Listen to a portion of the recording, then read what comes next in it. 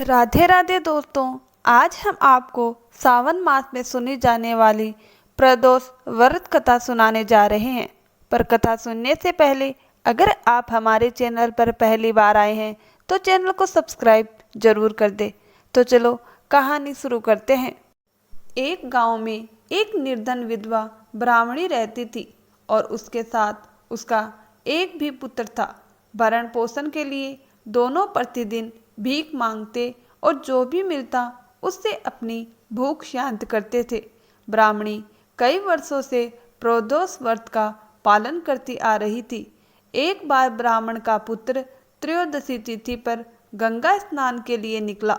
स्नान कराकर जब वह अपने घर की ओर आ रहा था तो रास्ते में उसका सामना लुटेरों से हो गया और लुटेरों ने उसका सारा सामान छीन लिया और वहां से फरार हो गए। कुछ समय बाद ही वहां राज्य के कुछ सैनिक आ पहुंचे और उन्होंने ब्राह्मण के पुत्र को लुटेरों में से एक समझकर राजा के सामने प्रस्तुत कर दिया। राजा ने उसको लुटेरा समझकर और उस ब्राह्मण युवक की दलील सुनने बिना ही उसे कारागार में डाल दिया। रात्रि में राजा के स्वप्न में भगवान शिव आए और ब्राह्मण युवक को मुक्त करने का आदेश देकर अंतर्ध्यान हो गई। राजा नींद से उठकर सीधे कारागार पहुंचा और युवक को मुक्त करने का आदेश दिया। राजा युवक को साथ लेकर महल लौटे, जहां राजा ने उस युवक का सम्मान किया और उसे दान में कुछ मांगने के लिए कहा और युवक ने दान के रूप में सिर्फ एक मुट्ठी धान मांगा। राजा उसकी मांग सुनकर बहुत हैरान हो गए।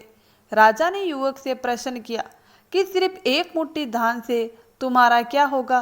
तुम कुछ और भी मांग सकते हो। ऐसा अवसर किसी को बार बार नहीं मिलता। युवक ने बहुत ही विनम्रता पूर्वक राजा से कहा, हे राजन, इस समय यह धान मेरे लिए संसार का सबसे अनमोल धान है। मैं इसे अपनी माता को दूंगा, जिससे वह खीर बनाकर भगवान शिव को भोग लगाएगी। फिर हम इसे ग्रहण कर सकते हैं, अपनी भूख शांत करेंगे। राजा युवक की बातों को सुनकर बहुत ही प्रसन्न हुआ। उन्होंने मंत्री को आदेश दिया कि ब्राह्मणों को दरबार में सम्मान के साथ लाया जाए।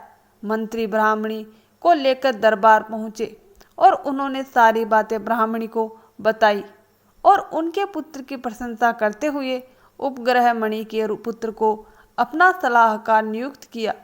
इस प्रकार निर्धन ब्राह्मणी और उसके पुत्र का पूरा जीवन बदल गया। तो दोस्तों, ये थी प्रदोष व्रत कथा।